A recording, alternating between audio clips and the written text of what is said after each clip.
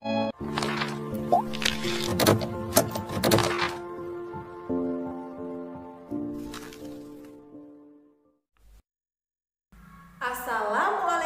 warahmatullahi wabarakatuh. Apa kabarnya anak-anakku? Alhamdulillah, luar biasa, Allahu Akbar. Yes, oke. Baiklah anak-anakku, untuk memulai pembelajaran kita bersama-sama membaca basmalah dulu ya. Bismillahirrahmanirrahim. Ya, baiklah, untuk tujuan pembelajaran kita pada hari ini adalah yang pertama, dengan membaca PPT dan menyimak PPT nanti, kalian dapat menyebutkan proses perkembangbiakan secara vegetatif pada tumbuhan. Dan yang kedua adalah dengan kalian melihat gambar atau video yang akan Ibu sampaikan nanti, kalian dapat mempraktekkan atau memeragakan proses perkembangbiakan vegetatif pada tumbuhan secara mandiri dan percaya diri. Nah, anak-anakku, marilah kita simak terlebih dahulu ya penyampaian materi yang akan Ibu sampaikan pada PPT berikut.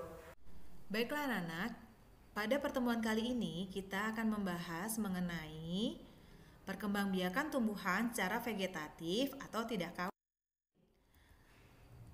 Perkembangbiakan vegetatif merupakan perkembangbiakan tanpa melalui perkawinan atau aseksual. Perkembangbiakan vegetatif pada tumbuhan dapat terjadi secara alami maupun buatan. Yang pertama, perkembangbiakan vegetatif alami. Perkembangbiakan vegetatif alami terjadi dengan sendirinya. Yang pertama, tunas. Tunas dibagi menjadi dua, yaitu tunas biasa. Tunas biasa adalah tunas yang tumbuh pada ujung batang atau ketiak daun. Contohnya tumbuhan bambu dan pisang. Nah, yang selanjutnya adalah tunas adventif. Tunas adventif adalah tunas yang tumbuh tidak pada tempat seharusnya. Yang pertama, tunas adventif daun, tunas yang muncul pada tepi daun. Contohnya tumbuhan cocor bebek dan wijaya kusuma. Lalu tunas adventif akar, yaitu tunas yang muncul pada akar. Contohnya tumbuhan cemara, kesemek, dan sukun. Ini dia contoh tanaman cocor bebek. Yang kedua adalah wijaya kusuma. Nah, yang kedua akar tinggal atau rizom atau rizoma atau rimpang. Merupakan batang yang tumbuh mendatar di dalam tanah. Contohnya tumbuhan jahe, kunyit, temulawak, kencur, lengkuas, dan lain-lain yang biasa dimanfaatkan sebagai bumbu dapur. Nah, ini adalah gambarnya. Yang ketiga adalah umbi. Nah, yang pertama umbi lapis. Pada umbi lapis, bagian dari pelepah daun yang berfungsi sebagai cadangan makanan dan bentuknya berlapis-lapis. Contohnya, tumbuhan bawang bombay, bawang merah, dan bawang putih. Nah, ini contoh bawang merah, bawang bombay, dan bawang putih. Nah, selanjutnya adalah umbi batang, bagian batang yang tumbuh di dalam tanah dan berfungsi untuk menyimpan cadangan makanan. Contohnya tumbuhan kentang dan ketela rambat. Nah, selanjutnya adalah umbi akar. Umbi akar adalah akar yang berubah fungsi untuk menyimpan cadangan makanan. Contohnya tumbuhan ketela pohon, wortel, dan bunga dahlia. Nah, ini adalah gambar dari kentang. Ini adalah gambar dari ketela rambat. Nah, yang ini wortel. Yang keempat adalah geragi atau stolon, merupakan batang yang tumbuh menjalar di atas permukaan tanah ataupun di bawah permukaan tanah. Contohnya geragi yang berada di atas permukaan tanah yaitu tanaman stroberi, pegagan, dan semanggi. Contoh geragi yang berada di bawah permukaan tanah adalah rumput teki. Nah, ini dia stroberi dan pegagan. 5. Spora. Spora merupakan alat perkembangbiakan pada tumbuhan paku. Spora merupakan butiran halus yang terdapat di dalam kotak spora atau sporangium pada permukaan bawah daun. Jika spora jatuh pada tempat yang sesuai, maka akan tumbuh menjadi individu baru. Ini adalah salah satu contoh dari tanaman yang memiliki spora, yaitu suplir. Nah, yang ini adalah tumbuhan paku. Nah, kita lanjutkan dengan perkembangbiakan vegetatif buatan yang dilakukan oleh manusia. Tujuannya adalah untuk memperoleh tanaman baru yang memiliki sifat seperti tanaman induk atau sifat tanaman yang lebih baik lagi. Yang pertama, mencangkok. Syarat tumbuhan yang akan dicangkok antara lain tidak terlalu tua dan tidak terlalu muda. Lalu ukurannya tidak terlalu besar. Batangnya lurus, cabang berwarna coklat muda, dan kulitnya mulus. Cara mencangkok ini adalah cara mencangkok yang pertama adalah membuat keratan terlebih dahulu. Buatlah keratan melingkar pada cabang yang telah ditentukan. Jarak antara keratan kurang lebih 5-10 cm. Cabang tanaman yang dapat dikerat adalah di bagian kuncup daun. Yang kedua, mengupas kulit batang dan membersihkan kambium. Kupaslah kulit yang telah dikerat sehingga kelihatan kayu yang berlendir atau berkambium. Bersihkan lapisan berkambiumnya dengan cara dikerok sampai tidak licin. Setelah bersih, biarkan sampai kering. Selanjutnya, membungkus atau menutup cangkokan. Bagian kayu yang telah dikelupas dan dibersihkan ditutup dengan tanah yang telah diberi pupuk. Kemudian bungkus atau balut dengan sabut kelapa atau plastik dan ujung-ujungnya diikat. Bila pembungkusnya menggunakan plastik, jangan lupa untuk melubangi plastik tersebut agar air dapat masuk. Agar cangkokan tidak kering dan dapat cepat tumbuh akar, cangkokan hendaknya selalu disiram dengan air. Jika cangkokan sudah berakar cukup banyak, cangkokan sudah bisa dipotong dan ditanam di tanah yang subur. Marilah anak-anak, kita melihat video cara mencangkok. Oke, sebelumnya kita siapkan dulu alat dan bahan-bahannya. Yang pertama adalah pisau, tali plastik yang tidak terlalu panjang, gunting, beberapa lembar plastik, dan yang terakhir, tanah yang tentu sudah dicampur air dan pupuk. Ada beberapa langkah yang harus kita lakukan untuk mencangkok pohon mangga. Langkah pertama, kupaslah kulit dahan sampai kambium tidak terlihat dan menghilang.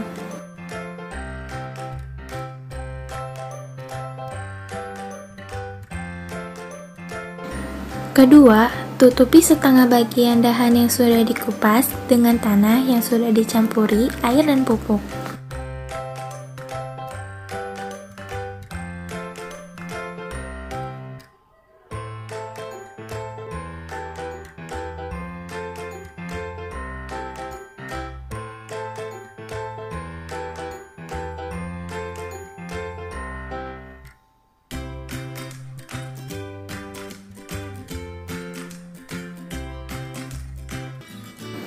Ketiga, tutupi tanah dengan plastik.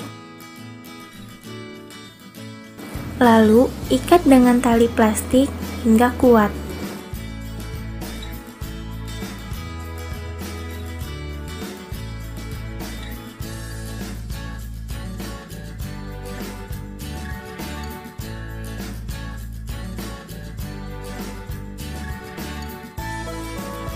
Gunting talinya. Lalu, tariklah plastik tersebut hingga tanah terselimuti plastik.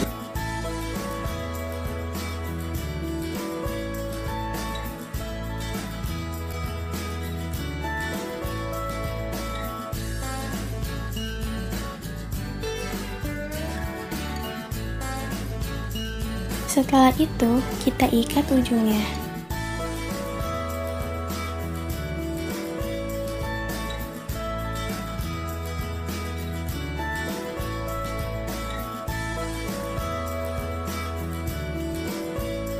Dan potong lagi talinya.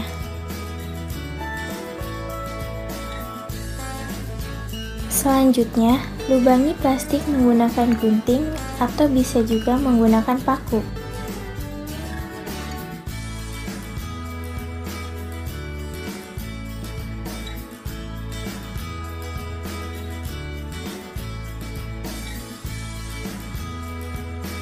Jangan lupa siram cangkokan minimal 1 kali dalam sehari untuk mendapatkan hasil yang baik. Hanya itu saja yang bisa kami sampaikan. Setelah itu, tinggal menunggu tanah cangkokan berakar dalam waktu sekitar 3-4 minggu sampai dahannya bisa dipotong dan bisa ditanam di tanah yang lain. Oke, tahap mencangkok sudah selesai. Ya, tujuan mencangkok adalah memiliki sifat yang sama seperti tanaman induk dan cepat berbuah. Contoh tumbuhan yang biasa dicangkok adalah tanaman jambu, mangga, jeruk, dan belimbing, bunga nusa indah, melati, dan sokana. Tadi kita sudah melihat ya video cara mencangkok. Mudah bukan? Keuntungan dan kerugian dari mencangkok.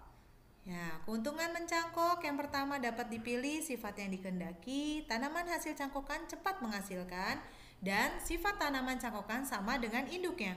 Sedangkan kerugiannya adalah yang pertama, sedikit menghasilkan tanaman baru, lalu tanaman cangkokan memiliki akar yang kurang kuat sehingga mudah roboh, dan tanaman induk akan rusak bila terlalu banyak dicangkok. Nah, yang kedua adalah merunduk. Caranya merundukkan cabang tanaman kemudian menimbunnya dengan tanah. Tujuannya memiliki sifat yang sama seperti tanaman induk. Contoh tumbuhan yang berkembang biak dengan cara merunduk adalah apel dan bougainville. Ini dia contoh gambarnya. Nah, yang ketiga adalah menyetek. Caranya memperbanyak tanaman dengan menanam potongan bagian tertentu dari tanaman pada bagian batang, daun, dan akar. Nah, ini ada contohnya pada tanaman singkong. Macam-macam stek batang, yaitu memperbanyak tanaman dengan cara menanam potongan-potongan batang atau ranting yang ada mata tunasnya. Contoh stek batang adalah tanaman ketela pohon, tebu, sirih, dan bunga sepatu. Stek daun yaitu memperbanyak tanaman dengan cara menanam potongan atau helai daun.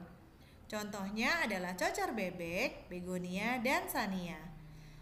Lalu stek akar adalah memperbanyak tanaman dengan cara menanam potongan-potongan akar. Contohnya pada tumbuhan sukun dan kersen. Yang keempat adalah menempel atau okulasi. Caranya menempel sepotong kulit pohon bermata tunas suatu tanaman ke kulit pohon tanaman lain. Tujuannya menggabungkan dua sifat unggul tanaman yang berbeda sehingga mendapatkan tanaman yang sifatnya lebih baik dari induknya. Contohnya tanaman jeruk, rambutan, dan durian. Ini adalah contohnya gambar, ya, kita lihat keterangannya. Yang A itu iris kulit batang yang akan ditempeli. Lalu yang B, iris kulit batang yang memiliki tunas sebesar irisan batang yang akan ditempeli. Yang C, irisan yang memiliki tunas ditempel pada batang yang akan ditempeli. Lalu yang terakhir, potonglah bagian atas batang jika tunas telah muncul. Nah, yang kelima adalah menyambung atau enten. Caranya menggabungkan batang bawah dan batang atas dari tanaman yang berbeda yang masih satu keluarga sehingga diperoleh tanaman baru. Tujuannya menggabungkan dua sifat unggul tanaman yang berbeda tetapi masih satu keluarga. Contohnya tanaman alpukat dengan durian. Nah, ini dia. Batang bawah dan batang atas dipersiapkan. Nah, seperti ini. Nah, contoh selanjutnya bisa dilihat yang bagian batang bawah. Disayat terlebih dahulu batangnya. Yang bagian atas batangnya dipotong lalu dibuat lancip sehingga dapat bersatu seperti ini. Nah, tadi kalian telah menyimak video pembelajaran dari Ibu kan? Nah, sekarang Ibu akan memberikan video ketika Ibu menanam akar tinggal yang nantinya akan menjadi tugas kalian di rumah. Yuk kita simak videonya. Anak-anakku, pertemuan kali ini kita akan praktek menanam ya. Alat dan bahan yang digunakan adalah wadah plastik, kalian bisa memanfaatkan wadah plastik bekas yang ada di rumah, namun dilubangi terlebih dahulu. Sendok untuk tanah. Ini adalah tanahnya atau media, tanah yang sudah diberi pupuk. Lalu di sini ibu bermacam-macam, ada bawang bombay, bawang merah, jahe, dan kunyit. Baiklah anak-anak, kita mulai menanam ya.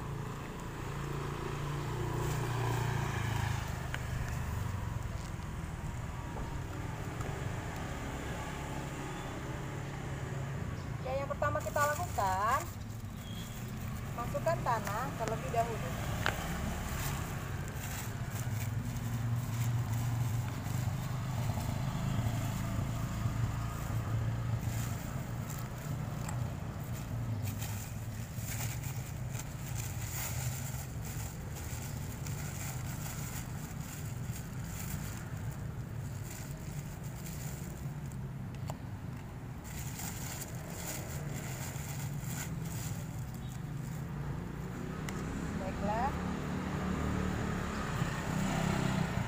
Kita masukkan medianya ke 3 wadah.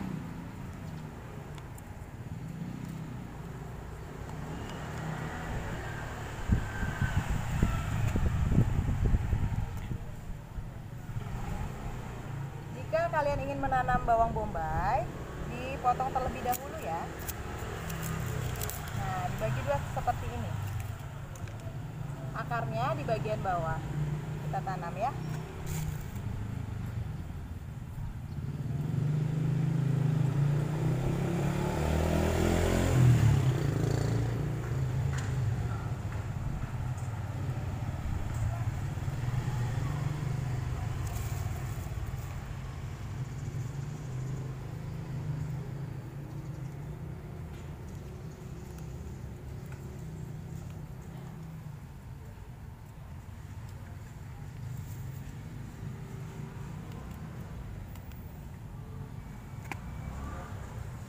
Jika kalian ingin menanam bawang merah, sama langkah-langkahnya, dipotong terlebih dahulu, baru kalian tanam.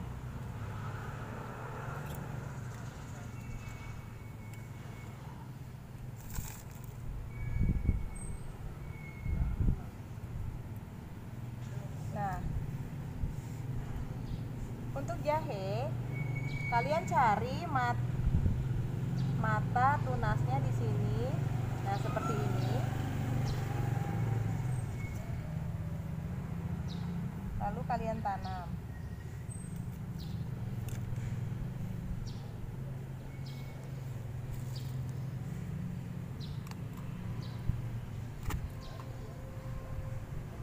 Nah, kalau ini jahenya kebetulan sudah tumbuh sedikit.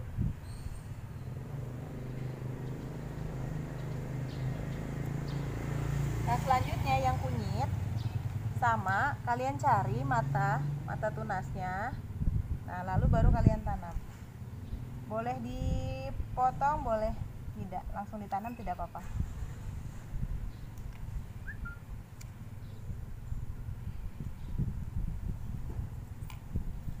Nah, begitu juga dengan ini kencur. Ini kencur. Ada beberapa matanya, nah bisa ini ditanam.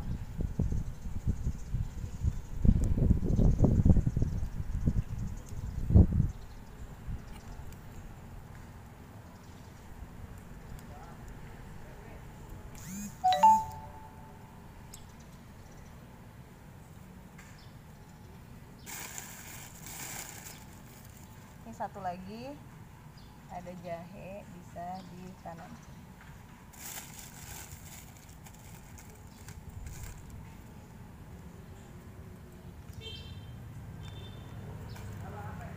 Ya, setelah sudah selesai kalian tanam, jangan lupa disiram ya.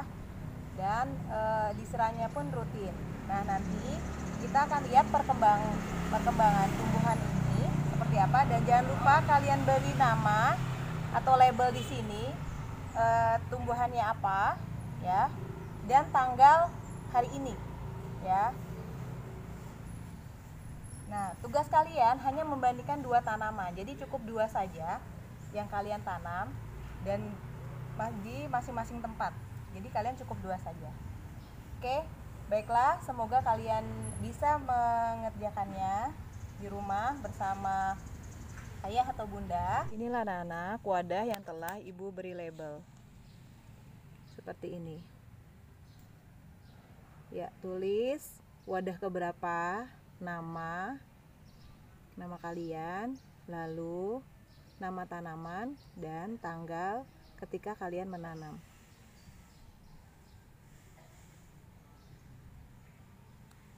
Nah, kalian hanya membuatnya dua wadah saja, masing-masing wadah cukup satu tanaman. Nah, selanjutnya akan kita siram.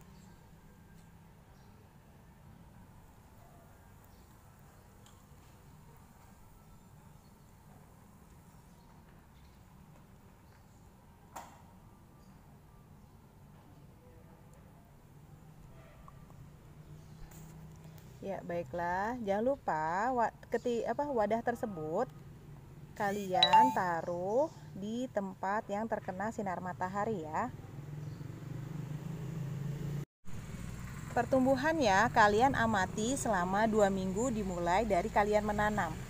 Nah, nanti ketika sudah tumbuh seperti ini ya, ketika seminggu kalian amati pertumbuhannya seperti apa.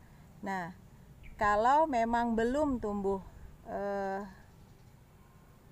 tunasnya ya, nah kalian tulis di lembar praktiknya belum terlihat tunas. Namun jika sudah terlihat seperti ini, kalian ukur ketinggiannya berapa senti. Nah, misalkan ini 4 senti, kalian tulis di buku. Tunasnya telah tumbuh setinggi 4 cm ya. Nah, nanti kalian amati seminggu berikutnya sebelum kalian kumpul.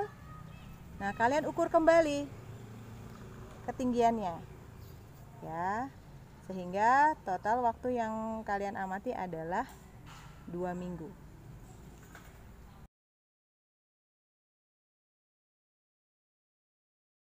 Bagaimana anak-anakku? Mudah bukan? Nah, nanti prosesnya kalian akan mengamati dan kalian tulis di lembar LKPD Praktikum IPA yang telah Ibu berikan. Nah, bagaimana pembelajaran hari ini mengenai perkembangbiakan vegetatif pada tumbuhan? Ada yang secara alami dan buatan ya. Yang secara alami terjadi dengan sendirinya dan yang buatan dibantu oleh manusia. Yang secara alami contohnya apa saja sih? Ya, betul, ada tunas, spora, akar tinggal, umbi, dan stolon. Nah, sedangkan yang buatan yang dibantu oleh manusia apa saja? Ya, betul, ada mencangkok, okulasi, enten, setek ya. Nah, baiklah pembelajaran kita pada hari ini semoga bermanfaat. Ibu tutup. Wassalamualaikum warahmatullahi